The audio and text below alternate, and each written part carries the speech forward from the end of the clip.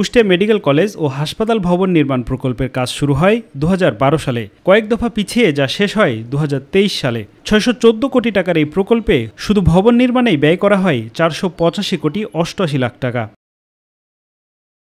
6তলা academic ভবন নির্মাণে 39 কোটি টাকা খরচ দেখানো হলেও 5.5 কোটি টাকা তুলে নেওয়া হয়েছে কাজ না করেই। একাধিক প্রকৌশলী ও ঠিকাদারের যোগসাজশে লুটপাটের চিত্র উঠে এসেছে দুদকের অনুসন্ধানে। ভবন নির্মাণ সংক্রান্ত ব্যাপারে দুর্নীতি দমন কমিশন কুষ্টিয়া থেকে একটি অনুসন্ধান চলমান রয়েছে।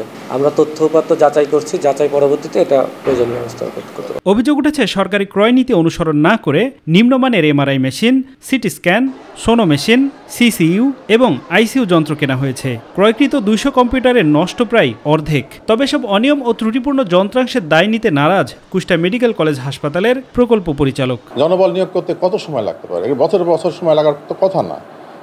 কোন জায়গাটা সমস্যাটা, এটা ওনাকে ফাইন্ড আউট করে দ্রুত সমাধানের দিকে যেতে হবে, নাহলে দায় দায়িত্ব তাকেই নিতে হবে। কোটি টাকার এসব যন্ত্রপাতি পড়ে থাকলেও তা কোনো কাজে আসছে না রোগীদের। পরীক্ষা নিরীক্ষা করতে হচ্ছে বাইরে থেকে। এতে ভোগান্তিতে চিকিৎসা নিতে আসা রোগীরা। এখানে আমার ডক্টর এক্সরে দিয়েছে, রিপোর্ট অনেকগুলো টেস্ট দিয়েছে।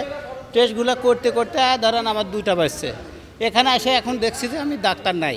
আমি এই টেস্টগুলো কার দেখাবো? এখন ডাক্তার দেখানোর পর আমাদেরকে যে টেস্টগুলো করতে দেয়, আর এই টেস্টগুলো তো এখানে হয় না। পরীক্ষাগুলো বাইরে থেকে করা যায়, এদের তো কোনো মেশিন নাই, সরকারিভাবে কোনো মেশিন সরবরাহ নাই। রোগীরা তাদের যেখান থেকে সেবা যতটুকু পাওয়ার দরকার সরকারিভাবে সেটুকু কিন্তু পাচ্ছে না। হাসপাতাল নির্মাণ প্রকল্প ও যন্ত্রাংশ ক্রয়ে অনিয়মের সাথে জড়িতদের বিরুদ্ধে তদন্ত সাপেক্ষে ব্যবস্থা সহ দ্রুত হাসপাতালটি পূর্ণাঙ্গ চালুর দাবি এ অঞ্চলের মানুষের। কম্পিউটার সামগ্রী, আসবাবপত্র যেগুলো কেনা হয়েছে সেগুলো যতগুলো দেওয়ার কথা ছিল ততগুলো নাই। আমরা নতুন আসছি, এখনো অনেক মেশিনপত্র আসে নাই। 200 কম্পিউটার দেওয়ার জন্য এসেছিল, সেই কম্পিউটারগুলো চেক করার পরে দেখা গেছে যে 40%-এর ওপরই নষ্ট, ওপেন হচ্ছে না। আফজাল হোসেন, মাই টিভি।